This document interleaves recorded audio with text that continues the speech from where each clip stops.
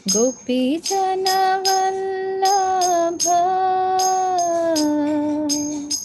गिरिवरधारी जय गोपीजनवल्लभ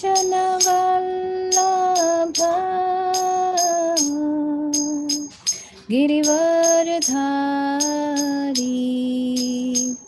यशोदानन्दन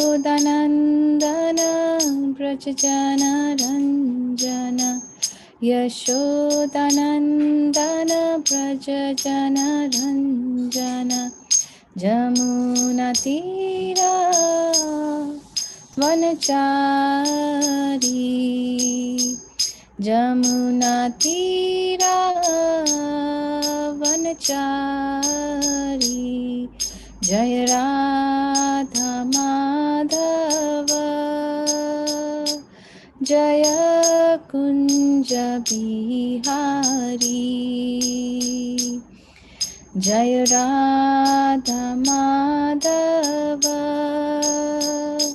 जय कुंज बिहारी हरे कृष्णा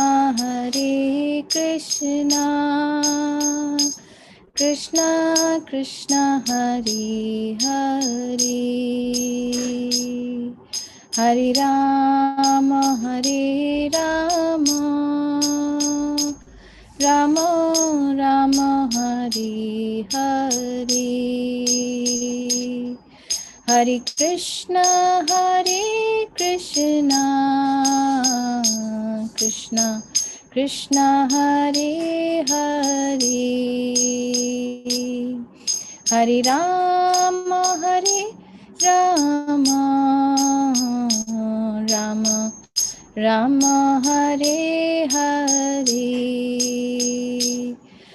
हरे कृष्णा कृष्णा कृष्णा हरे हरे हरे राम राम राम हरे हरे जय राधा गिरिधारी श्री राधे जय राधे जय राधे जय राधे जय श्री राधे जय राधा दामोदर राधा दामोदर जय राधा दामोदर जय गिरि गोवर्धन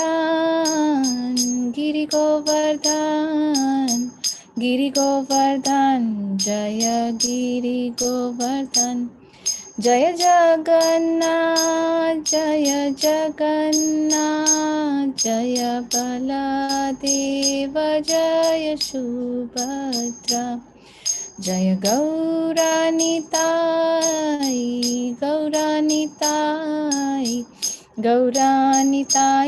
जय निताई गौर हरि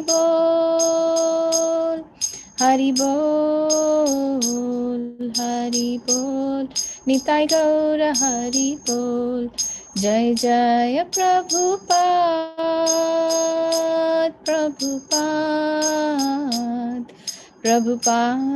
जय जय प्रभुपाद जय जय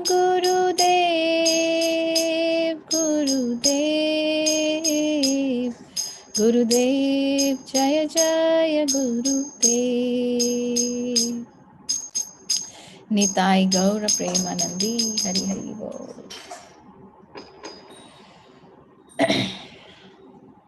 ओम नमो भगवते वासुदेवाय ओम नमो भगवते वासुदेवाय ओम नमो भगवते वासुदेवाय नारायणं नमस्कृत्यं नरं चैव नरोत्तमं देवीं सरस्वतीं व्यासं ततो जयमुदीरयेत् Shrinvatam svakatha Krishna punya shravana kirtanam Hridyantasto hi abhadrani vidhunoti sruhit satam Nashtaprayeshva bhadreshu nityam bhagavata sevaya Bhagavati uttama shlokir bhakti bhavati naishtikir. Jai Srimad Bhagavatam ki Jai. Srila Prabhupada ki Jai. So welcome everybody to the Bhagavatam session. Our verse today is, and happy Damodar month to everyone. Our verse today is 4:12:52. Idam maya te abhihitam kurudvaha dhruvasya vikhyata vishuddha karmana Hidvarbhakah kridana matur graham cha vishnum sharanam yo jagama idam maya te abhihitam kurudvaha dhruvasya vikhyata vishuddha karmanaha hitvarbhakah krida nakani matur griham cha vishnum sharanam yo jagama idam maya te abhihitam kurudvaha dhruvasya vikhyata vishuddha karmanaha hitvarbhakah krida nakani matur griham cha vishnum sharanam yo jagama. Would anyone like to read the verse, to recite the verse? Hare Krishna Mataji, Dandavat Pranam. Hare Krishna, pranams. Idam maya te abhihitam kurudva dhruvasya vikhyata vishuddha karmanaha idvarbhaka kriya nakami matur griham cha vishnum sharanam yo jagama. Hare Krishna. Hare Krishna. Hare Krishna Mata. Hare Krishna Mata. I must try. Yes, Prabhu. Idam te maya te abhihitam kurutaha dhuvasya vikhyata Vishnu karma vishuddha karmanaha hitarvakaha pidanakani matur griham cha Vishnu sharanam yo jagam. Hare Krishna. Jai. Hare Krishna Mataji. Hare Krishna Mataji. Idam maya te abhihitam kurudvaha dhruvasya vikhyata vishuddha karmanaha hitvarvakaha kridanakani matur griham cha vishnum sharanam yo yagam. Hare Krishna. Jai. Thank you. Okay. So synonyms, translation and purport by His Divine Grace, A.C. Bhaktivedanta Swami Srila Prabhupada ki Jai. Synonyms. Idam, this. Maya, by me. Te, unto you. Abhihitam, described.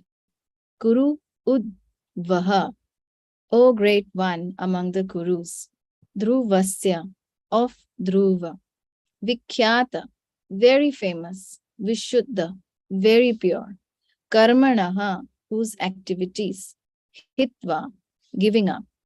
Arvakaha, child. Kridana kani, toys and playthings. Matuhu, of his mother. Griham, home. Cha, also. Vishnum, to Lord Vishnu. Sharanam, shelter. Yaha, one who. Jagama, went. Translation. The transcendental activities of Maharaj are well known all over the world, and they're very pure. In childhood, Dhruva Maharaj rejected all kinds of toys and playthings. left the protection of his mother and seriously took shelter of the Supreme Personality of Godhead, Vishnu. My dear Vidur, I therefore conclude this narration, for I have described to you all its details. Purport. It is said by Chanakya Pandit that life is certainly short for everyone, but if one acts properly, his reputation will remain for a generation. As the Supreme Personality of Godhead, Krishna, is everlastingly famous,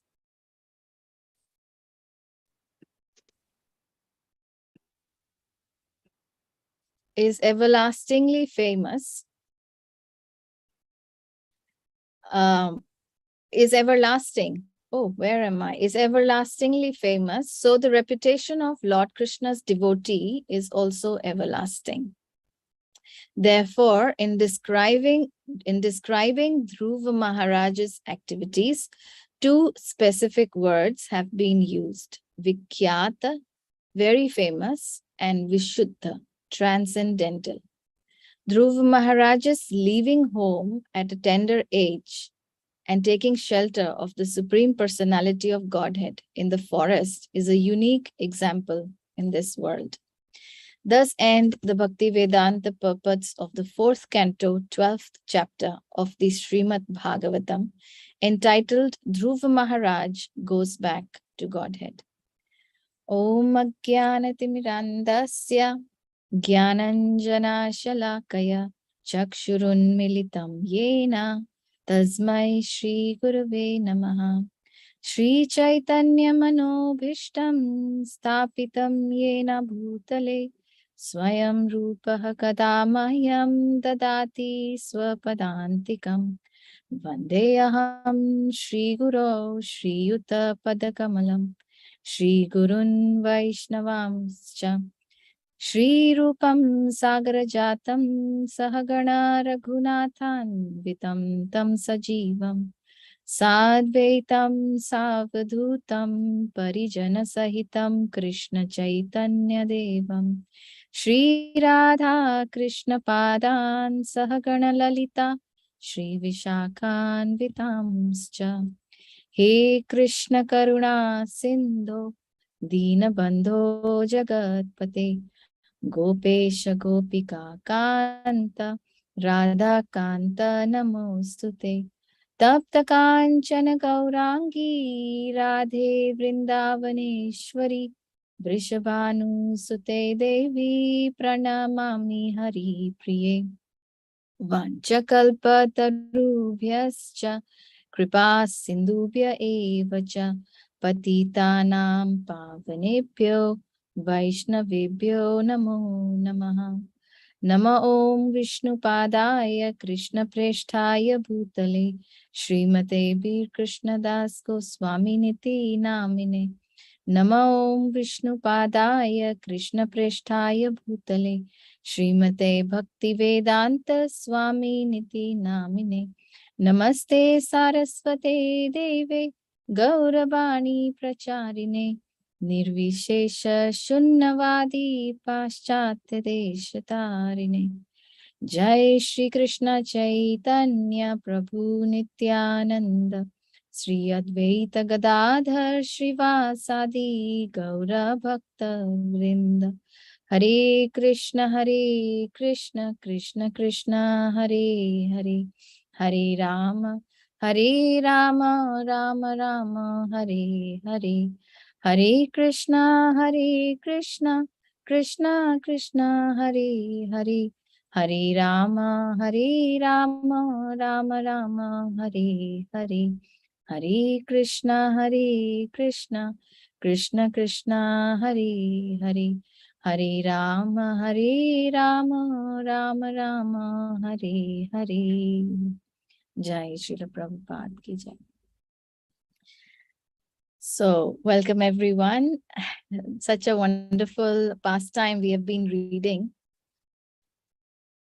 of Dhruv Maharaj, and here is the conclusion of Dhruv Maharaj's pastimes, which is a very sad thing, but at the same time, it's a very auspicious thing as well, auspicious occasion as well, to be able to conclude Dhruv Maharaj's pastime.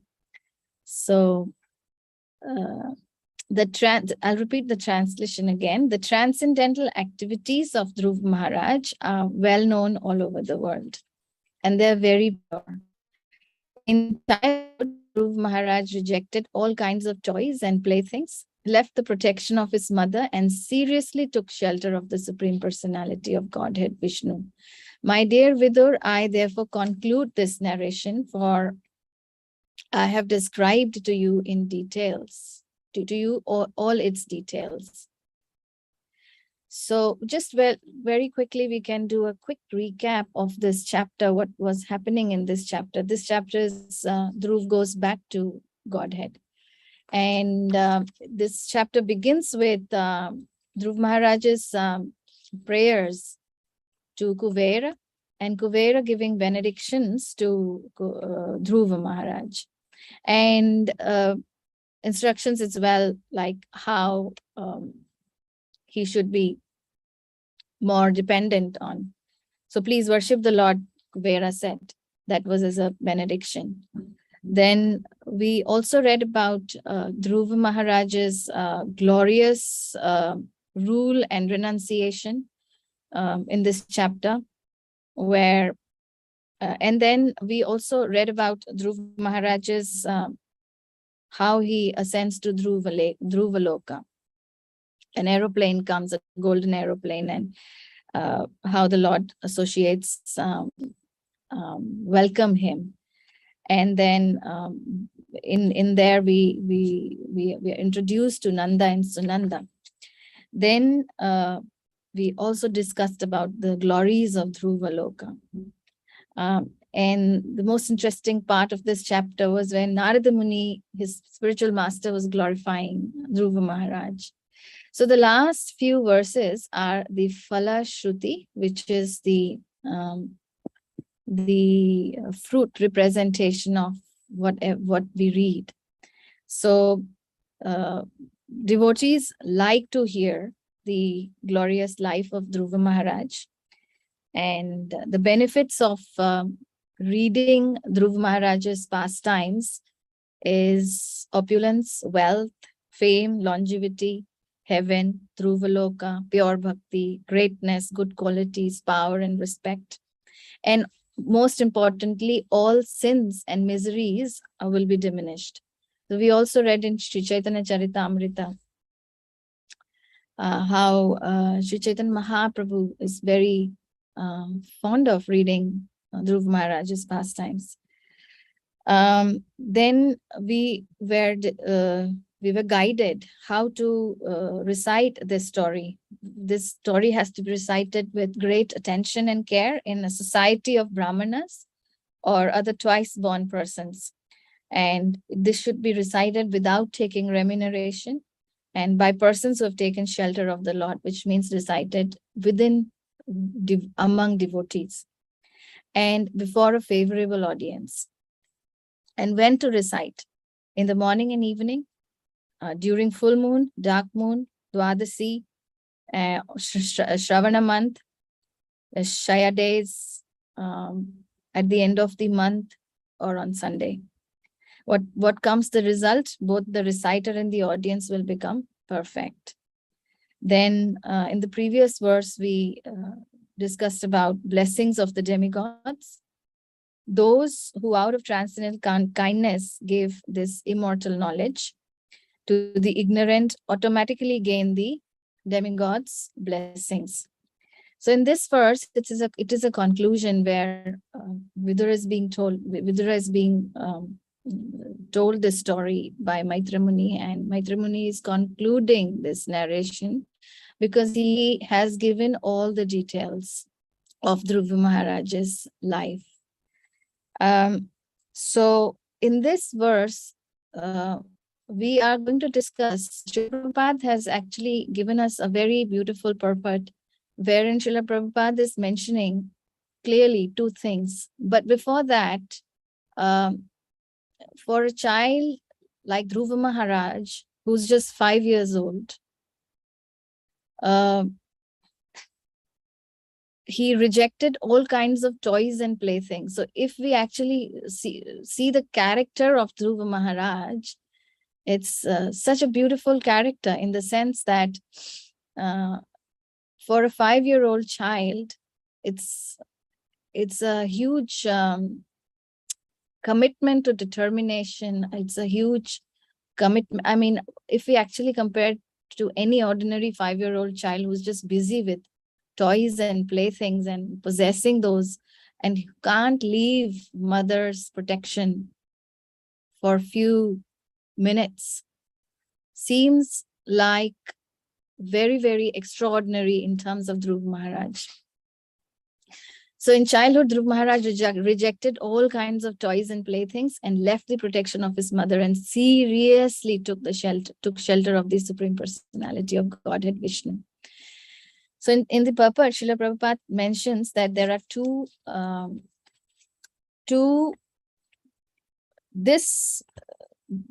the two words that are used here are Vikhyata and Vishuddha.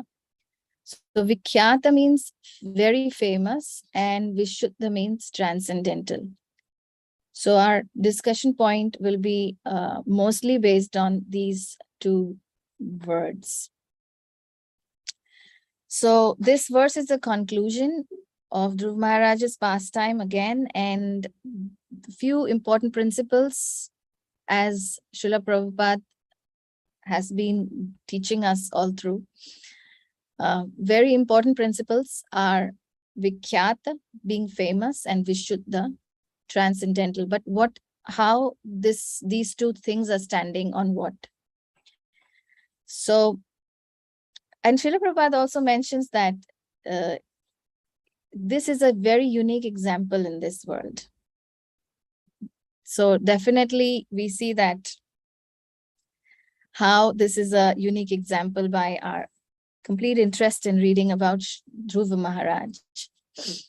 So let's begin by talking about being famous. So how can a person be famous? First of all, we are talking about Dhruva Maharaj here. And if we actually calculate Brahma's, what Manu is this story or this pastime taking place? And what Manu are we on right now? Would any one of you like to shadow a light on this thing, please? I mean, Vaivashvata Manu. Vaivashvata Manu. We are in Vaivashvata Manu. And when this pastime take place, Prabhu? Swambhuva Manu. So that was first Manu in Brahma's day. So, and then we are on the 7th Manu. So if we actually, I'm very, very bad at mathematics and numbers, but if anyone can help me, many Satyugas, in fact, not just Satyugas, many Chaturyugas have been finished, in this. It's like all the yugas, they have come and gone multiple times, not 5,000 years, not 500 years, not 50,000 years, not 500,000 years. It's beyond, as I said, it's beyond my calculation. If I really can't even pronounce those numbers. So the point here is the Dhruv Maharaj has been famous since the yugas. We are talking about yugas here. Many yugas have passed. And look at the khyati of Dhruva Maharaj. So just a short research on that one was around 425 Chatur yugas have been completed.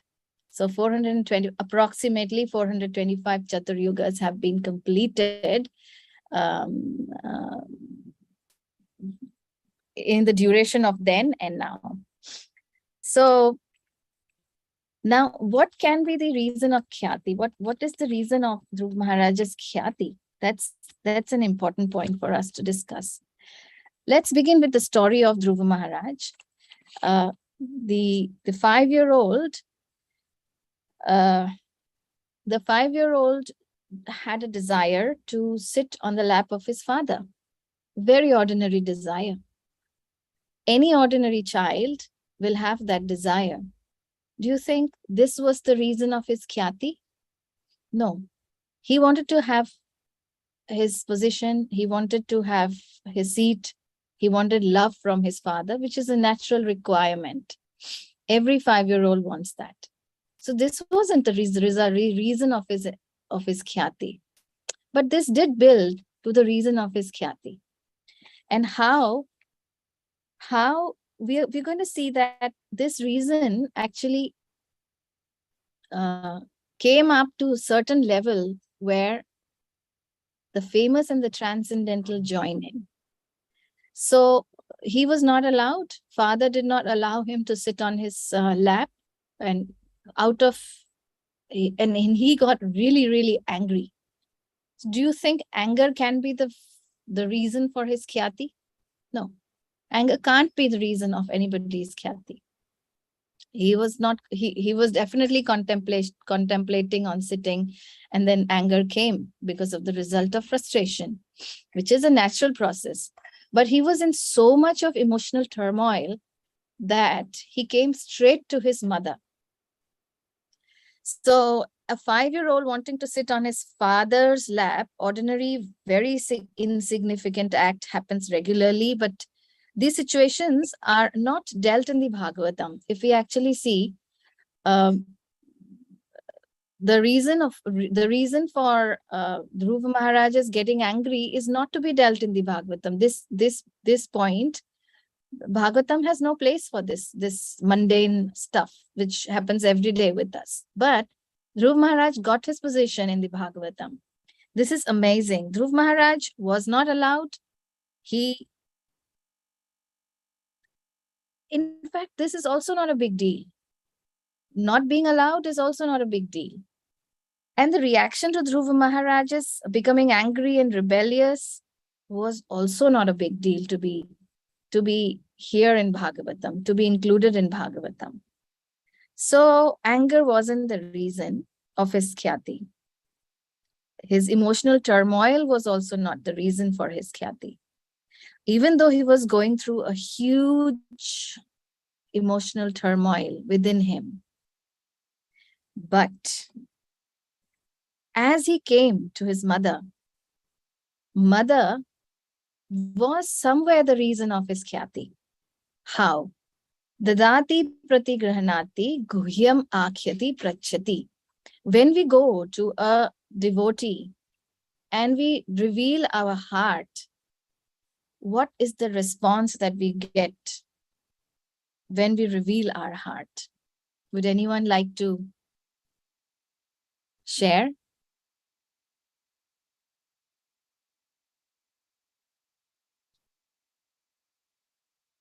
When we share our heart, in whatever emotional turmoil we are in, we go to the devotee or we go to anyone who's Krishna conscious and we reveal our heart to them. What is the response we get? Empathy. Empathy, yes. Empathy arises and this guide starts from there on. Yes, but very important element. What's the general language of all the devotees? Compassionate. Yes, it is compassionate, it is empathy. But what generally all the devotees say?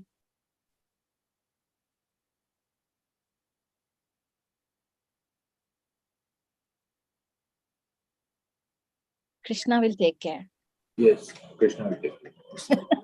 Most of the time we say, whatever is happening because it's Krishna's plan. Whatever is happening, it's Krishna will take care. So this was the response that was given to Dhruv Maharaj by Suniti. Go ask. Whatever you desire, you will get. You will get from where? From Vishnu. Now, where to find Vishnu? And on this basis, Suniti also gave the instruction that do not wish ill will for others. Do not wish ill will for others. With this intention, he asked, where can he find Krishna? Where can he find Vishnu? And the direction was given at, you can find Krishna, or you can find Vishnu in the forest.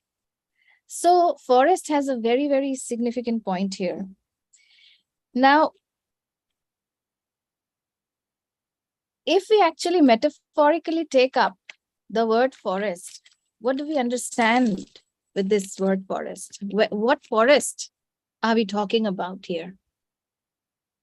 Let's go to the metaphoric meaning of forest here in our lives. How can this, we can't go to the forest to find the Lord. If we have to take up lessons from Dhruva Maharaj's life, how am I going to go to the forest? There are no forests, first of all. And I'm really scared of forests. There are like anacondas and other wild animals. I won't be able to survive in there. And I don't have qualifications to be doing all those things which Dhruva Maharaj did in the forest. So what does this forest mean? You see, again, the last sentence, Dhruva Maharaj is leaving home at a tender age and taking shelter of the Supreme Personality of Godhead in the forest, is a unique example in this world. What is this forest for us? Let's delve into the word forest. Hare Krishna Mataji. Hare Krishna Mataji. The forest means taking the shelter of Guru. So Yes. that is the way we can know about the Lord. Yes. Let's combine everything. Let's combine all the teachings of Bhagavad Gita from chapter 2. Let's combine everything and see, what does forest mean to us? There is a forest which is always eternally living in us. We are in forest, basically. So what's the qualities of forest? What does forest give us? Just the word forest. How do you even recognize this is forest? What's the word forest for you? Would anyone like to tell the meaning? Away from the Away from material life. Away from material life. Away from material life is forest? And peaceful This context. environment as well. And away from comfort zone. Away from comfort zone. Oh, thank you, Mataji. That's nice. Away from material life, away from comfort zone. But forest is very dense and forest has a lot of dangers. So we are talking about the forest of our hearts.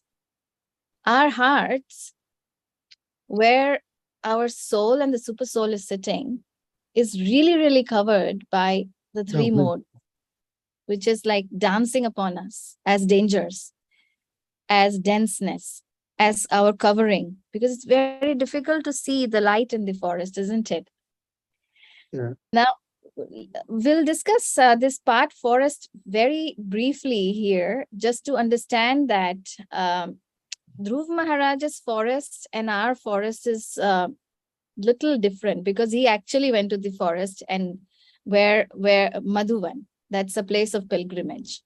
Now, our heart can be also Madhuvan, can be place of pilgrimage only if we perform certain austerities. So if we actually see,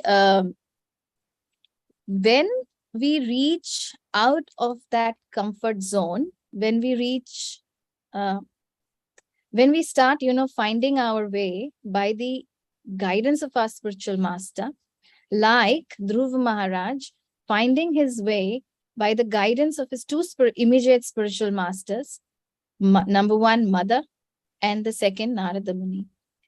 By their guidance, he was able to find the forest, and he was able to do the austerities in the forest, and he was able to take the darshan of the Lord. The same thing can happen with us as well. We can find the forest, which is our heart. Our heart is a forest full of desires, creepers, this, that. By the guidance of our spiritual master, we can find our way to find ourselves and to find the Supreme Personality of Godhead sitting in his four-handed, beautiful form. Now, this is where the realization comes that his pastime is very, very unique. Now, what is the main thing that we have to do here? What are the austerities? If we actually see, we are performing austerities of the body, but we are not performing austerities of the heart. The austerities of the heart is more important than the austerities of the body. Of course, body puts that environment to perform austerities in the heart. So our body level austerities is not enough. So the path to enter the forest is austerities. Therefore, as we enter the path of austerities, we have to be very much aware of what kind of austerities am I performing. What is the austerity I'm really doing to find my way in my heart, in my forest heart. Now, the paths which are very dangerous for us is created by our mind, intelligence, and false ego. That's the reason why we keep forgetting our way to the forest, which is we keep forgetting our way to the heart, where our Lord is sitting. Therefore, it becomes very contaminated because the mind says, no, no, no, no, no. Intelligence says, yeah, yeah, yeah, yeah, yeah. And the false ego says, why? So for this, we must check our motivation. What is my motivation of austerities? So all of us have this is a beautiful Kartik month and all of us are performing our austerities. But what are these austerities for? Is it just to have bodily discomfort? No. Bodily discomfort is one way of austerity to cleanse our heart, because our heart, who's always jumping for or to fulfill his desires, I'm giving a personification point, his desires, which means that we're always busy thinking about what to do to our heart's content so that we are happy. We eat to our heart's content. We live to our heart's content. We dance, we do whatever we want to our heart's content. And therefore, this heart, when it is contended with material activities, is automatically busy dealing with material activities. So what is the difference between material activities and spiritual activities? The difference is, in material activities, there's absence of Krishna. And in spiritual activities, it is plus Krishna. Everything, Krishna is present. That's why Srila Prabhupada has given us a very, very beautiful pathway of in Krishna consciousness, where whatever we are doing, and Krishna in Bhagavad Gita has clearly mentioned that. He's very, very specifically said, Yat Karoshi Yadashnas, whatever, which means just bring Krishna in the present. So our life will become spiritualized. So coming to that point, Vikhyata and Vishuddha, Dhruva Maharaj's becoming very famous is due to the fact that all his activities were transcendental centered. Even though he came with a material desire, even though this desire was impossible for any individual to fulfill, still he was able to find in the forest the Vishnu. And after that, his spiritual progress began. So lesson for us, check our motivation to see how we want to be famous. Do we want to be famous in terms of, we will never be Vikhyati. We'll never have Khyati if our motivations are only material. It will never go on for long. It will be like one person comes, therefore life of celebrities, for example. What happens there? They are not remembered generations after generations, yugas after yugas. Nobody knows them. But all the devotees, all the personalities in the Bhagavatam, they are Vikhyata. They have this very beautiful Khyati, the position, the famous position. Why? Because they have added the Vishuddha into their Khyati. So Dhruva Maharaj's life was full of transcendental activities. Therefore, he is very famous. Also picking up on what is his motive. Initially, we begin with his motive was fulfilling the desire that I need my position. I want something, a place which bigger than my grandfather. Now, when we actually receive it, it's beyond our conception. And we also see that this is also reflected in us. Me, mine. Who creates this me, mind? Yes, we understand that in the heart, in the forest of our heart, there's this me, mine, always fighting inside. And then what happens? The mind intelligence and false ego comes in place. And false ego is that particular thing that puts us in the cycle of birth and death, birth and death, birth and death. From this pastime of Dhruva Maharaj, we get an example, we get a lesson, we get instructions on how to check our own motives, because we are also in the forest. And in the forest, we can't be lazy. We can't be unaware of our environment. If we are unaware, we won't exist there for long. So how that awareness is created. I would like to read a part of Devaki, Her Grace Devaki Mataji's book, The False Ego. This is such a beautiful book, and I think everyone should really have it. I'm not advertising, but really, this is amazing. And as I was reading a couple of days ago, I was finding that Krishna, this is personal. There is no doubt that if we ask, like in Shikshashtakam, understanding Shikshashtakam is a very advanced level of our devotion. So Srila Prabhupada is, and Sri Chaitanya Mahaprabhu has put us to go to that advanced level. So Srila Prabhupada says that Srila Bhakti Siddhanta Saraswati Thakur says that the devotee does not care about his own happiness and distress. He's simply interested in seeing that Krishna is happy, which is the goal.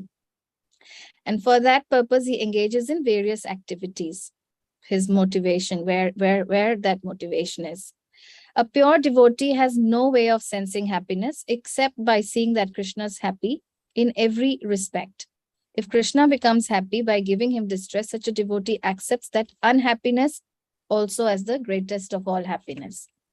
Now this, Mataji writes that this is no doubt a very elevated level of bhakti, and we cannot artificially jump to such a high standard. Nevertheless, we have to keep the goal of pure devotion clearly in mind. If we want to one day enter Goloka Vrindavan, Krishna's abode, and join his sweet pastimes, we have to strive. It's not we should, we have to. We have to strive to attain this level and do the internal work of gradually transforming our motivations. And transformation requires humility, honesty, and introspection.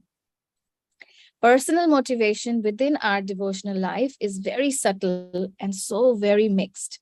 On the path of bhakti, we will gradually have to learn the practice of becoming aware of our motives and little by little gradually weed out the increasingly subtle elements of motivation.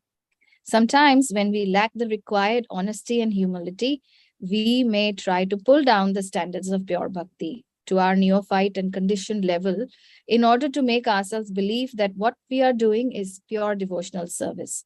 But in fact, we may still be engaged according to the rules of karma mishra bhakti, engaging in those activities we like to do anyway. If we actually pick up this, Dhruv Maharaj might have said, can you give me another option, mummy? Don't you think that I'm just 5 years old and I won't be able to go to the forest? How will I live without you, my dear mother? He never gave any such excuses. Immediately he got this instruction and he left. So the cultivation of pure bhakti requires that we conquer over such beginning levels and cultivate the spirit of self-sacrifice in devotion, which Srimati Radharani and the gopis clearly demonstrate to us.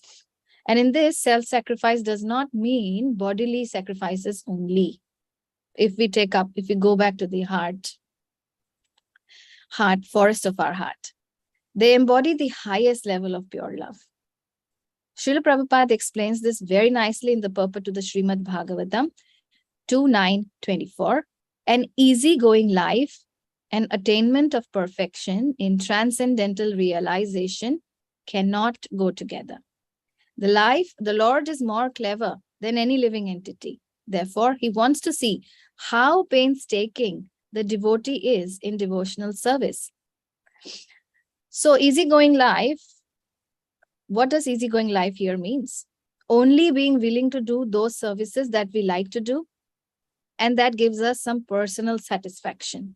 They cannot be described as an unmotivated service attitude as well. Rather, it is personally motivated.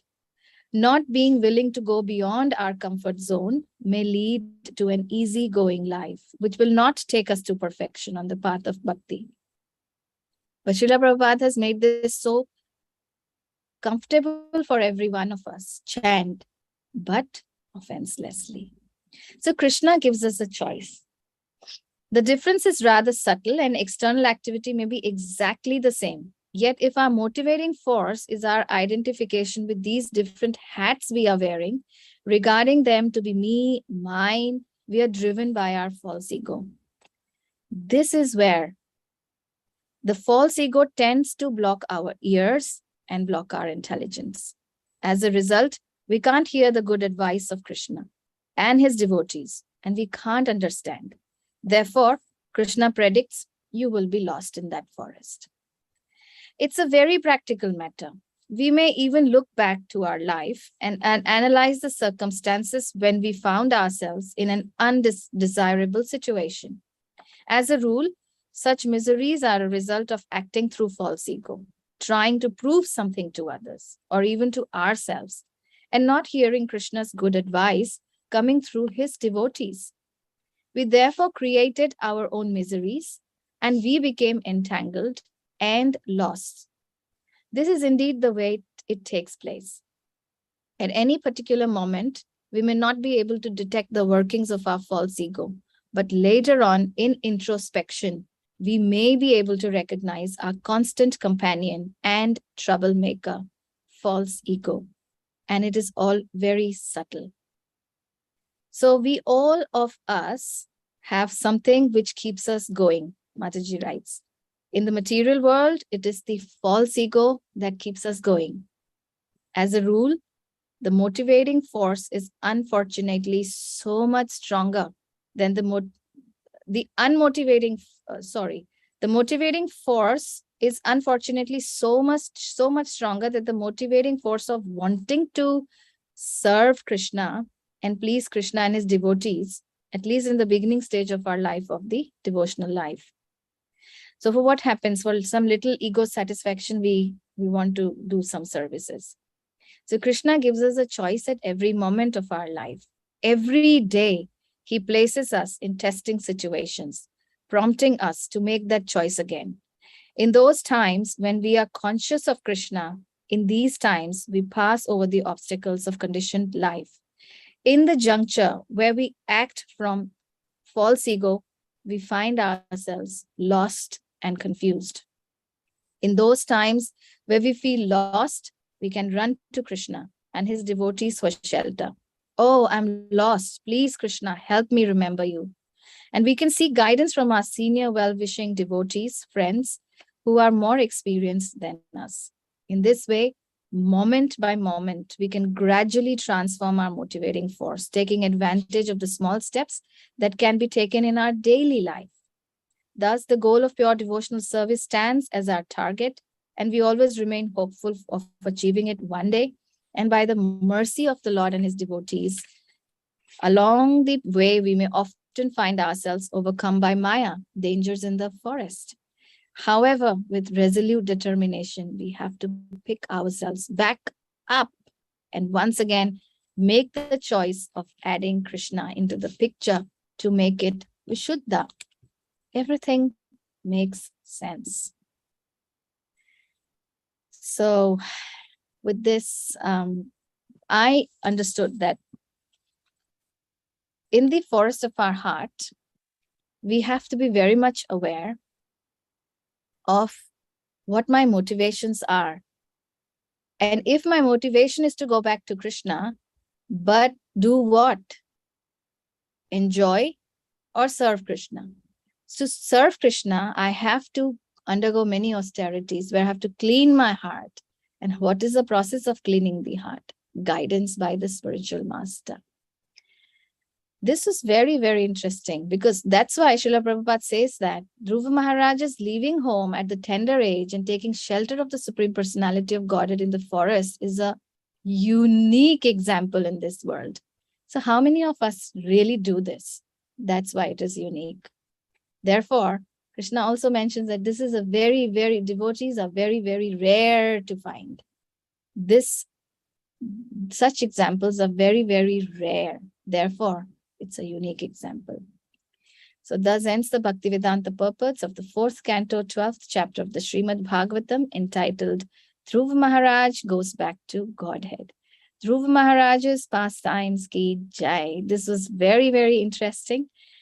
And I'm sad that this is over, but I'm happy at the same time that we'll be reading more about more devotees and more pastimes glorifying the Lord. So here I'll take a halt. If there's anything I've missed out or anything anyone wants to add, please feel free. Hare Krishna, Srila Prabhupada ki jai, Srila Gurudev ki jai. Hare Krishna Mataji. Hare Krishna Prabhu. What a beautiful morning starts with the glorifying Dhruva Maharaj. It shows that we should do the lawn mowing each and every moment of our life.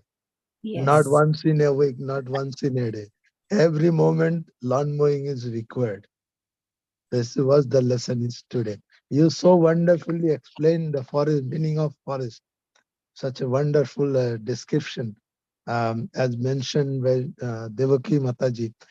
Can you please share the name of the book so that we can have the book, please? It is The False Ego, A Constant Companion, a Troublemaker by Devaki, Her Grace Devaki So, Mataji. false ego is a constant companion.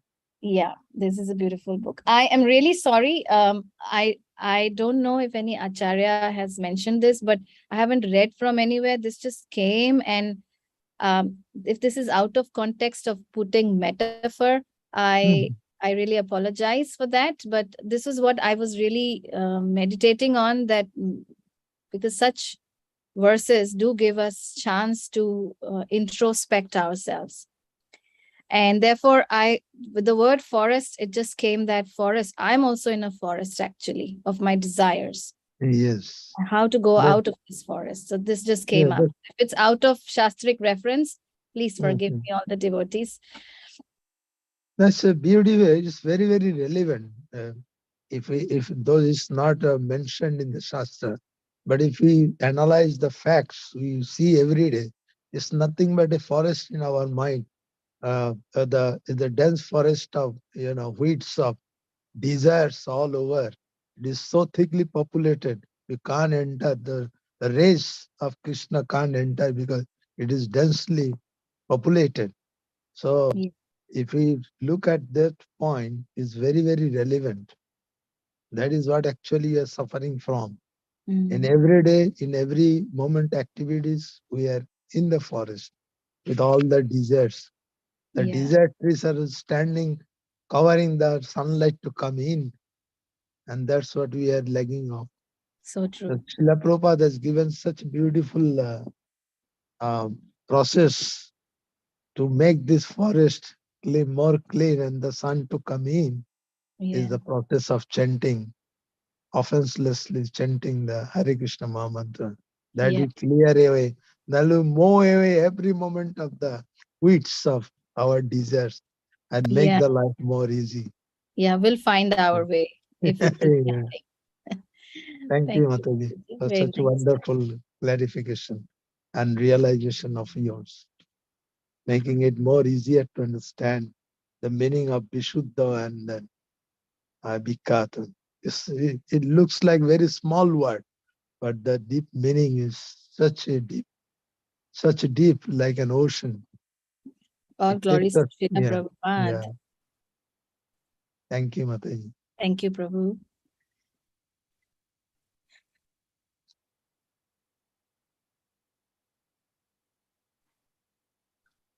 Hare Krishna. Hare Krishna. Hare Krishna, Prabhu. Just on behalf of Shama, she's not well, so I'm just thank you, Mataji, for the class. So I just heard the last part in the discussion of forest, but I missed it. I was just thinking in this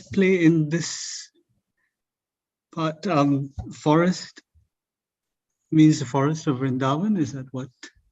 Yes, definitely. Because we are going in this text, we are talking about forest of the Madhuvan forest where Krishna is there. So this can have two meanings, but I don't know where. I haven't researched in any other forest, but what I was understanding was in the forest. Then this word forest took me somewhere else. So this is what I just happened to. But Srila Prabhupada here mentions about going to the forest under the instructions of his mother. He asks his mother, where is he going to find Vishnu? So Vishnu is in the forest. So this is a unique example for all of us to see that he went out of his comfort zone, did austerities, and therefore was able to take darshan of the Lord. Is there anything you want to add? Thank you, Mataji. Because the forest example could be used in so many different ways. Yes.